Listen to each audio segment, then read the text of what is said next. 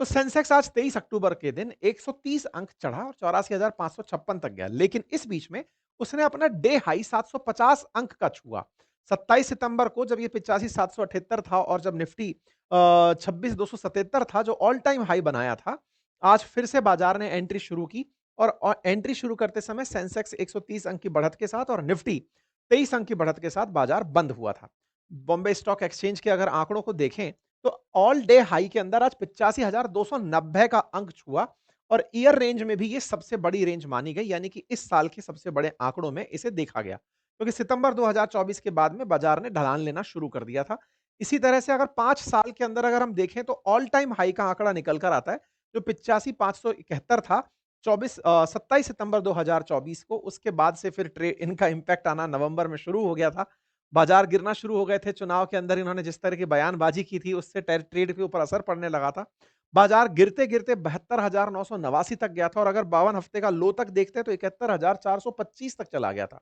यानी कि अमेरिका का प्रभाव हमने ट्रेड में देखा था। ट्रिलियंस ऑफ डॉलर या एक तरह से कहिए कि बिलियंस ऑफ डॉलर बाजार से साफ हो गए थे। अब ऐसे में ट्रिलियंस ऑफ रुपीस भारतीय बाजार से साफ हो गए थे। इसलिए अब फिर से ये आंकड़ा आते हुए देखना, जिस समय ऑलरेडी ट्रंप के टैरिफ हम पर लदे हुए हैं, 50% टैरिफ जोन में हम ऑलरेडी काम कर रहे हैं, उसके बावजूद फिर से हम उठ रहे हैं। इसका मतलब भारतीयों ने बाजार को अपनी तरीके से लेना शुरू किया।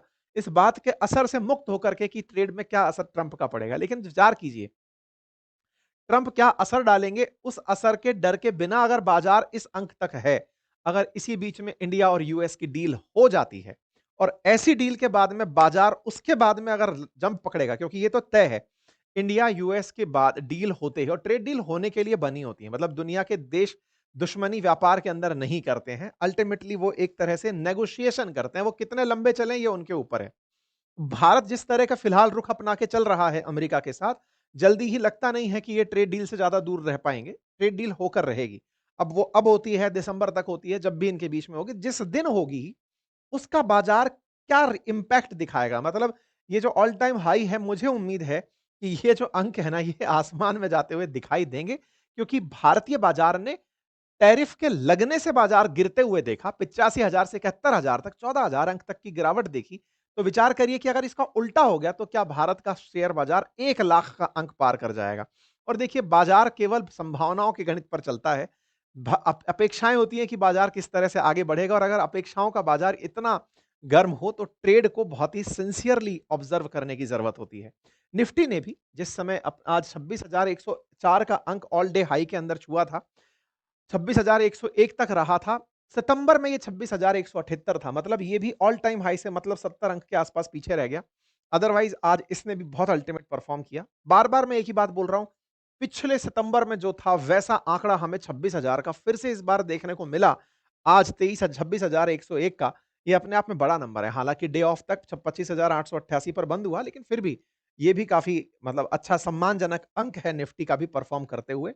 उन सभी ऑड सिचुएशंस के बावजूद, जब भारत के साथ तमाम सिचुएशंस जो मार्केट के हैं वो सही नहीं है, पूरे दुनिया का बाजार कहीं ना कहीं से प्रभावित है। सब सब तरह के ट्रेड टैरिफ के सिस्टम चल रहे हैं, सब लोग कंजर्वेटिव हो रखे हैं, हर दुनिया का देश अपने लाभ पर फोकस हो रखा है। तमाम चीजों के बावजूद भी भारतीय बाजार फिर से उठता आ रहा है, ये बड़ी बात है। अगर हम पिछले साल की बात करें तो भारतीय बाजार पिछले साल से लेकर के अब तक जो हाई टच किया था वो 26,000 टच किया था, और उसके बाद में जो लो टच किया था वो 21,743 था। तो हमने उनसे आगे निकलने का काम किया। अब सवाल ये बनता है कि अल्टीमेटली कौन सी चीज ऐसी थी जो उठी बढ़िया से। तो भारतीय बाजार में इन्फोसिस ने बढ़त अर्जित की, एचसीएल ने की और टीसीएस ये टॉप गेनर्स रहे। अब आप पूछेंगे ऐसा इनको क्या मिल गया जो ये टॉप गेनर बन गए। तो देखिए, अभी क्या है ना, हर कंपनी के लगभग क्वार्टर टू के रिजल्ट्स आने शुरू हो चुके हैं। क्वार्टर टू के जो रिजल्ट्स हैं, उनके रिजल्ट्स का जैसे ही अनाउंसमेंट हुआ, उसके बाद से ये रिजल्ट्स के अंदर परिवर्तन देखने को मिला। ऐसे ही निफ्टी के टॉप लूजर्स के अंदर ये कुछ कंपनियां रही, क्योंकि इनके रिजल्ट्स जिस तरह से लोगों को लगे। तो टॉप गेन वाली कंपनियां और टॉप जो क्वार्टर टू के रिजल्ट्स में लॉस खाई हुई कंपनियां हैं, उन सबके रिजल्ट्स भारतीय बाजार में दिखने लगे। तो बाजार के अंदर उनका सीधा सीधा इंपैक्ट दिखने लगा। और जैसा मैं हर बार आपसे कहता हूं, बाजार उठ रहा होता है तो गोल्ड और सिल्वर के प्राइसेस में थोड़ा असर नेगेटिव दिखता है। तो ये तस्वीर बताती है इस बात को, जहां निफ्टी और सेंसेक्स उठ रहे थे, वहीं गोल्ड और सिल्वर आज नीचे का रास्ता लेकर चल रहे थे। निवेश के अल्टरनेटिव्स हैं, लोग इस तरह से लेकर चल रहे होते हैं। हालांकि बाजार फिर से इनका भी संभला है। अब एक एक करके अगर पॉइंट की बात करें तो पहला पॉइंट तो यही है कि भारतीय बाजार में ना एक पॉजिटिव सेंटीमेंट जाना शुरू हो गया है कि इंडिया और यूएस फिर से बातचीत के रास्ते पर अपना आ गए हैं। अभी दिवाली के समय पर इन दोनों की बातचीत का होना, इससे पहले बर्थडे पर सितंबर में बातचीत होना, बातचीत हो रही है। प्रधानमंत्री मोदी ट्रंप से मिलने की एक सही वजह तलाश रहे हैं। आसियान बैठक में आप नहीं जा रहे हैं, लेकिन फिर भी टेलीफोनिक कन्वर्सेशन हो रहा है। ये बढ़िया आदमी बोल रहे हैं, ये कह रहे हैं कि ये रूस से तेल खरीदना मना कर रहे हैं। मार्केट के अंदर ब्लूमबर्ग खबर चला रहा है कि भारत पर 15% टैरिफ लग सकता है। इससे ना एक पॉजिटिव सेंटीमेंट बाजार को मिलता आ रहा है कि कहीं न कहीं इंडिया यूएस डील होने वाली है। ऐसे में सही समय एंट्री ले लो और बढ़िया पैसे बना लो। देखो, मैं इस बात में बार-बार आपको एक बात बताऊँगा। आप केवल न्यूज़ कंज्यूमर ना बने। आपको केवल ये ना हो कि मैंने सुन लिया और बस फील गुड फैक्टर ले लिया। बाजार में आप भी पार्टिसिपेट करें। जितनी भी वर्ल्ड की डेवलप्ड इकोनॉमी है, उनकी आधी से ज़्यादा जनता स्टॉक्स के अंदर या फिर शेयर बाजार के अंदर पार्टिसिपेट करती है, क्योंकि वो ये मानती हैं कि हमारे देश की कंपनियां हैं, लेकिन हमारी अपनी हैं, तो हमें भी फायदा होना चाहिए। नुकसान हो रहा है तो हम भी उसके भागीदार होने चाहिए। अगर आप भी चाहते हैं कि ट्रेड करें आप लोग, तो पहले बेसिक्स पता हो आपको कि ट्रेड होता कैसे है, शेयर खरीदे कैसे जाते हैं। अगर आपके पास समय नहीं है खरीदने का, इंट्राडे ट्रेड का समय नहीं है, तो डिलीवरीज कैसे ली जाती हैं, यह आपको सीखना अगर चाहिए, तो हमने बहुत ही प्यारा कोर्स बनाया हुआ है। आप जाकर उसे ज्वाइन कर सकते हैं। और अगर आपको आता है करना और आपको लगता है कि नहीं, मैं सब कुछ सीख लूँगा अपनी तरीके से, तो आप फ्री में बिना डीमैट अकाउंट खोले आप अपना ट्रेड नहीं कर सकते हैं। मैं फिर से आपको याद दिला दूँ, आपकी ट्रेडिंग के लिए अकाउंट डीमैट होना ज़रूरी है। फिर भी अगर आप चाहें कि आप खुद से सीख सकते हैं और कर सकते हैं, तो demat account free of cost खोलने के लिए लिंक मैंने कमेंट बॉक्स में पिन किया हुआ है। डिस्क्रिप्शन में भी डाला हुआ है, आप वहाँ से उसे जॉइन कर सकते हैं। आप लोग ट्रेड के लिए ज़रूरी चीज़ें, डीमैट अकाउंट को तो एट लीस्ट अपने पास रखें, सो दैट जब कभी आपका मन करे कि मुझे लग रहा है कि ये कंपनी ऊपर जाएगी, तो उसमें अपना निवेश करके भविष्य के लिए रख लें आप उसे, लेकिन कल को फ़ायदा बुक करें आप, ठीक है?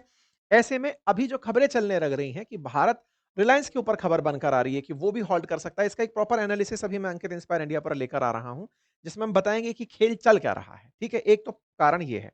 दूसरा एक और कारण जो इन दिनों है, जिसके बारे में मैंने शुरुआत में भी ज़िक्र किया, वो है क्वार्टर्स के रिज़ल्ट। सेकंड क्वार्टर के जब रिज़ल्ट्स आए हैं, तो उसमें एक अपबीट देखने को मिला है। बाजार के अंदर बहुत सी कंपनियों ने जो प्रॉफिट बुक किया है, वो सब प्रॉफिट अभी इस समय बाजार में निवेशकों को आकर्षित कर रहा है। जैसे कि रिलायंस इंडस्ट्रीज़ ने अभी क्वार्टर 2 में 15% एबिटा जो है वो ग्रोथ दर्ज की है। तो इससे मार्केट के अंदर एक पॉजिटिव सेंटीमेंट आया है। एक बड़ा कारण और भी निकल कर आ रहा है, वो है एफआईआईज़ के द्वारा इन्वेस्टमेंट करना। 991 करोड़ 97 करोड़ के आसपास 21 अक्टूबर को शेयर खरीदे गए हैं विदेशी निवेशकों के द्वारा। तो एक तरह से जब विदेशी आपके बाजार में विश्वास व्यक्त कर रहा होता है, तो बाजार को एक पॉजिटिव राहत मिलती है कि भाई बाहर से पैसा हमारे बाजार में लग रहा है। मैंने फिर भी आपसे कहा कि जब तक डील नहीं हुई है उसके बावजूद भारतीय बाजार चल रहा है। आने वाले समय में ये और रॉकेट होने वाला है। तो ऐसे में ये निवेशक अभी एंट्री कर जाएँगे और अभी आप देखिए, यदि ये सेंटीमेंट थोड़े दिन और पॉजिटिव रह गया, मतलब ये दोनों लोग अच्छे से बातचीत कर लिए, तो बहुत सारे निवेशक भारतीय बाजार की तरफ आएँगे उठता हुआ देखते हुए। तो ऐसे में बाजार बढ़ने की संभावनाओं को इनकार नहीं किया जा सकता। एक और कारण जो है वो यही है कि लोग ना अपने स्तर पर भारतीय बाजार में इन्वेस्टमेंट तब भी किए जब दिवाली आई। दिवाली के समय मुहूर्त ट्रेडिंग भी लोग करते हैं। भारतीय बाजार ने एक रिकॉर्ड दर्ज किया है। 6.05 ट्रिलियन रुपीस का हम लोगों ने रिकॉर्ड हाई परचेज़ किया है कल दिवाली के अवसर पर। हम लोगों ने इतनी शॉपिंग की है, जो कि अपने आप में 25% का राइज़ दिखाती है। भारतीय बाजार ने 65,000 करोड़ रुपए केवल सर्विसेज़ पर खर्च किए हैं।